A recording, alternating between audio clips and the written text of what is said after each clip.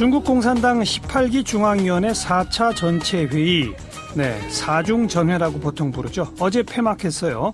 공산당 지도부는 회의를 마치면서 헌법과 법률에 따른 국가 통치를 공고히 하겠다. 그러니까 법치 강화를 천명했는데, 자, 베이징 연결해서 자세히 분석합니다. 김성경 특파원. 네, 베이징입니다. 먼저 사중전회 어떤 행사입니까?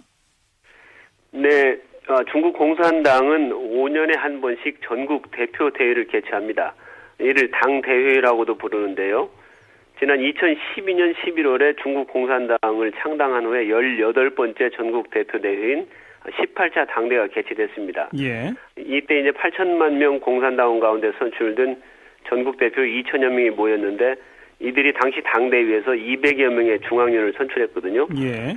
이 선출된 중앙위원들이 곧바로 중앙위원을 구성하고 1차 전체회를 개최해서 이 시진핑을 총서기로 하는 공산당 지도를 구성했습니다. 예. 사실상 이 중앙위원회가 전체 중국의 최고 의사결정 기구라고 할 수가 있습니다. 네. 그래서 당시 열렸던 것이 이 18기 중앙위원회 1차 전체회의, 줄여서 18기 일중전회라고 이렇게 부르고요.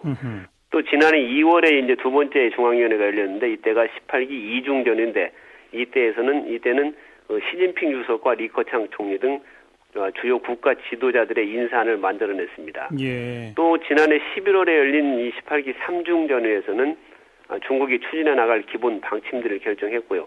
이번에 이제 네 번째로 개최된 중앙위원회인데, 이것이 바로 18기 4중전회라는 것입니다. 네. 참고로 말씀드리면 한 기당 중앙위원회는 7번 7중전회까지 이어지고 있습니다. 어쨌든 최고 의사결정 기구다 이 말이로군요.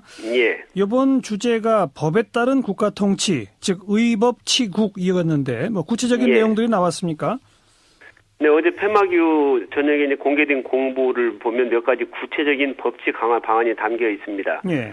사법기관의 독립성을 강화한 부분이 가장 눈에 띄는데, 우선 이 법원의 심판권 그리고 행정기관 집행권을 서로 분리하는 이러한 내용이 담겨 있습니다. 예. 현재 각 지역별로, 중국의 각 지역별로 지방법원이 있긴 하지만 사실상 지방정부의 통제 아래서 운영되면서 이 판결의 공정성에 문제가 제기됐는데, 이를 개선하겠다는 것이고요. 예. 또 최고인민법원이 순회법정을 설립하기로 이렇게 했습니다. 이 순회법정은 미국의 연방순회 항소법원을 모델로 한 것이 아닌가 싶은데, 이 순회법정이 바로 이 지방법원에 대한 지방정부의 간섭을 배제하는 효과적인 수단이 될 것으로 보입니다. 예.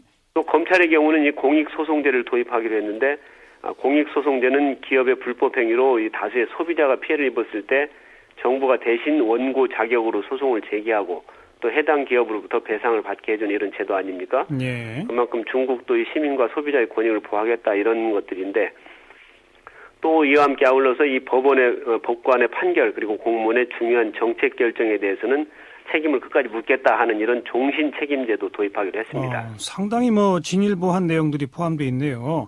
그런데 예. 중국 지도부가 이렇게 법치를 강화하고 나선 배경은 뭡니까? 말씀하신 대로 일반 시민 입장에서 볼 때는 상당히 개혁적인 내용들인데, 이런 법치 강화는 중국 공산당이 자신들의 국가 통치 능력을 한 단계 높이기 위해서 이게 추진하는 것입니다. 하지만 그 배경을 보면 이 두 가지 특징을 볼 수가 있는데, 우선은 지방정부의 권한을 법 테두리 안으로 제한하기 위한 목적이 엿보입니다. 예. 중국이 이제 1999년부터 사실 사법개혁을 진행했었거든요. 그래서 크게 3차례 진행했는데 일부 성과를 거두기도 했습니다. 하지만은 이 지방법원에 대한 예산권과 인사권을 지방정부와 이 지방의 공산당 정법위원회가 행사하면서 앞서 말씀드린 대로 이 지방법원이 지방정부에 종속되었는데, 이 문제는 사실 손대지를 못했습니다. 그래요.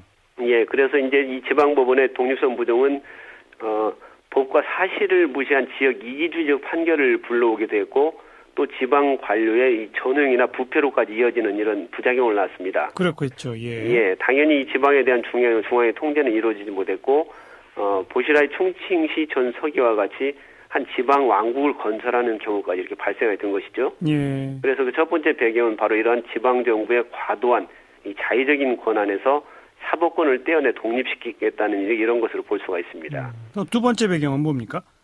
네, 또 하나는 이 공산당 내부의 특정 조직이나 인물에 의해서 이 권력이 독점되거나 남용되는 것을 막기 위한 것이라고 볼 수 있는데요. 그 대표적인 예가 당 중앙정법위원회입니다. 예. 이 중앙정법위는 아시는 대로 공안, 법원, 검찰, 정보기관을 모두 담당하고 있어서 아주 막강한 기관이거든요. 예. 이 법원과 검찰이 존재하면서 헌법과 법률에 따라서 개별 안건을 조사하고 재판하지만 사실 정치적으로나 뭐 사회적으로 가장 중요한 안건은 최종적으로 이 정법위가 판단해 온 게 이 중국의 현실이었습니다. 아하. 예, 보시라이 사건에 이어서 현재 진행되고 있는 그 중국 최대의 정치 스캔들이 저우융캉 전 정치국 상무위원 부패 사건 아닙니까? 그렇죠.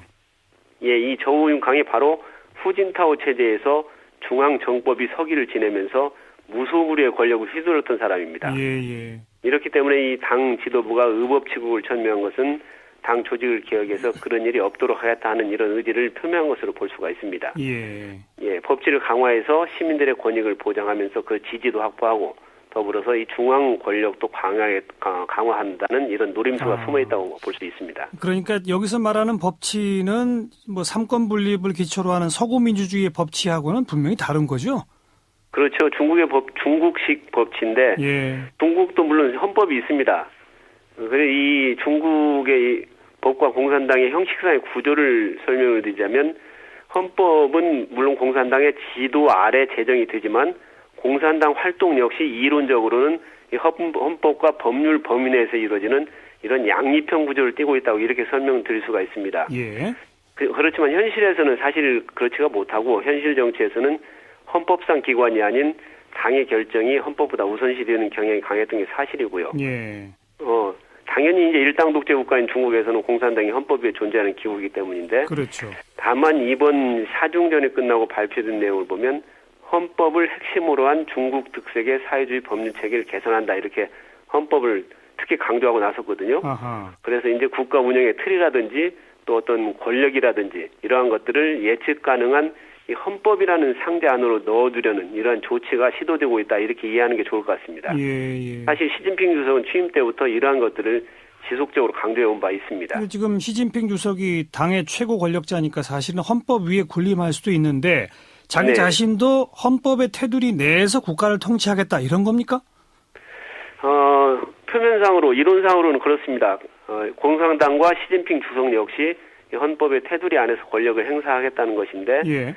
하지만 이게 약간 좀 다른 측면이 있는 게 법치가 강화된다고 해서 공산당 일당 통치 체제가 약화되거나 또 시진핑의 권력 약화로 이어진다든지 이런 현상은 나타나지 않습니다. 예. 당연히 중국 헌법에는 공산당의 영도적 지위가 명시되어 있고 이번 회의에서도 이는 변할 수 없는 점이라는 것을 재확인했거든요. 예. 그래서 실상은 이제 헌법에 따라 통치하고 있다는 점을 내세우고 물론 그에 따라서 어떤 사회적 시스템이 한 단계 업그레이드되는 것도 사실입니다. 하지만 그런 것을 내세워서 공산당 지배 체제를 더욱 공고히 하기 위한 것이다 이렇게 이해할 수 있습니다. 예. 즉 이 개혁적인 법치를 통해서 민심도 얻고 통치력도 강화하기 위한 일거양득의 수도년의 수단이라고 할 수가 있는데 중국 공산당의 법치 또 이 시진핑의 법치는 1인 지배 그리고 일당 독재 속의 법치다 이렇게 표현하는 게 정확할지도 모르겠습니다. 알겠습니다. 오늘 공부 좀 했네요. 고맙습니다. 예, 고맙습니다. 베이징의 김성경 특파원이었습니다.